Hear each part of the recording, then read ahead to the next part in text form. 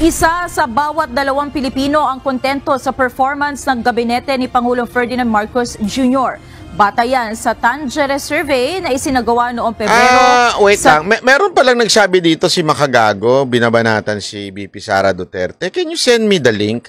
Kasi hindi ko makita, hindi ko pa natatanong kay Spencer. If that is new, hindi ko pa napapanood kaya hindi ko makomentohan eh. Ha? Sana i-send nyo sa akin. Talagang gagaguhin natin yan. 2,000 respondents sa may edad 18 pataas, kung saan nakakuha ng 54% satisfaction rating ang PBBM cabinet sa kabuuan.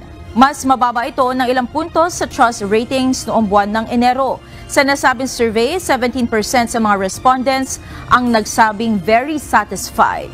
37% ang nagsabi naman ng somewhat satisfied, habang 26% ang somewhat dissatisfied. 15% ang very dissatisfied at 5% ang undecided o walang masabi kung kontento sila o hindi. Samantala, nanguna naman si Vice President at Education Secretary Sara Duterte sa lahat ng Cabinet Secretary. Grabe yan, no? Isipin mo ha, hindi siya number 1 just, di ba? Number 1 na nga siya sa lahat ng pinuno. Comparing with President Marcos, di ba nakita nyo yung latest survey, di ba? Comparing with Senate President, comparing with Chief Justice, and comparing kay Tamba, number 1 na nga si VP Sara doon. O lumabas lang yan last week, di ba? Ngayon, number 1 uli bilang secretary. Ibig sabihin, it's not just the name na VP Duterte, pero mismong kanyang ahensyang pinamumunuan. Napilit na sinisiraan ng mga tambaluslos dyan.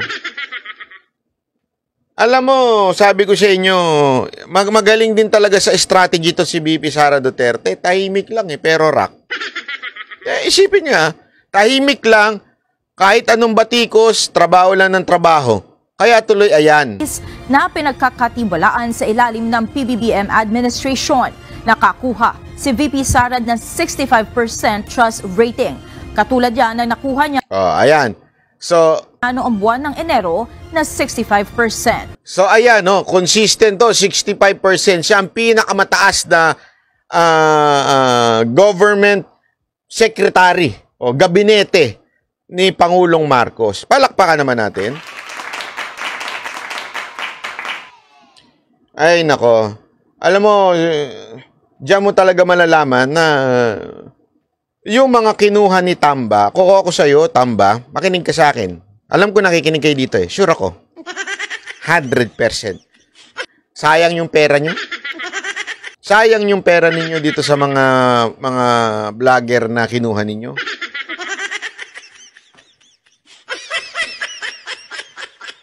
Kasi ibig sabihin po, you're spending so much money and yet hindi bumabagsak si VP Sara Duterte. Ibig sabihin, kunin nyo, bawiin nyo yung mga ginto na suot-suot nila. Bawiin nyo yung kondo na nalilipatan nila. Diba? O, bawiin nyo yung nilunok ni ano. Hindi, sabi mo, oy, ninyo! Balik mo yung nilunok mo.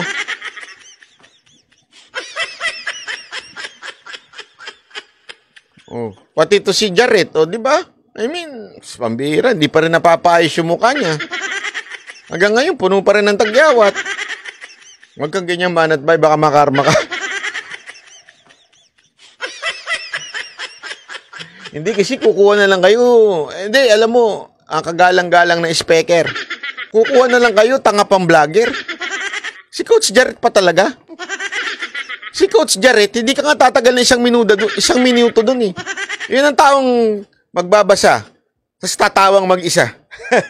Feeling magaling. Sabi ko na eh. Sabi niya, well, siya. No. Eto, tingnan nyo. Parang tanga lang. Walang ka-analogy. Yung ano niya, wala eh. Yung argumento niya, pang bobo lang. Hindi, sa bagay, bobo naman yung mga papaniwalain niya. Hindi, alam mo, nung one time pinanood ko yun, sabi ko,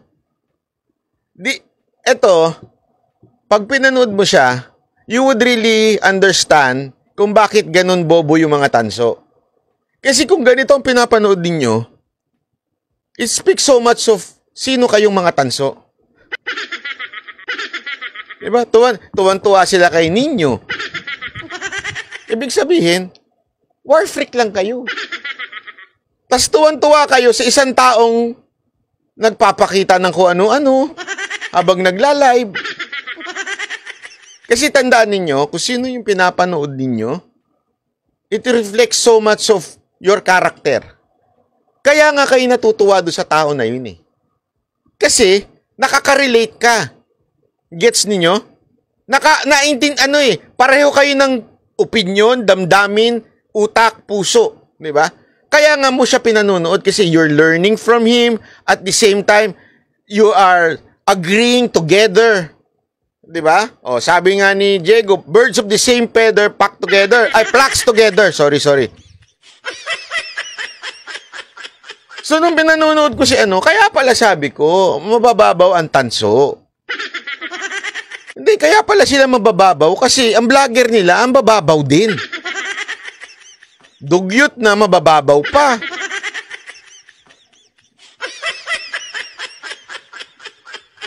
Kaya nga ako sa totoo lang, tuwan-tuwa ako sa mga nanonood dito eh. Bakit? Yung mga nanonood dito, minsan mas matalino pa sa akin eh. Ang tatalino eh. Sabi ni Hans, grabe ka naman. Sino yan? Si Coach Jared. Unang punto, wala namang kasunod. Ganon? Hindi, ginagawa ko rin naman yan.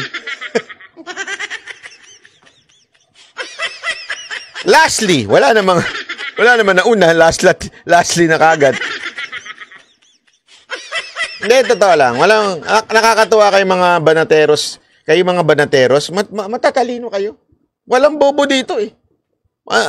Meron, minsan naliligaw. Oo.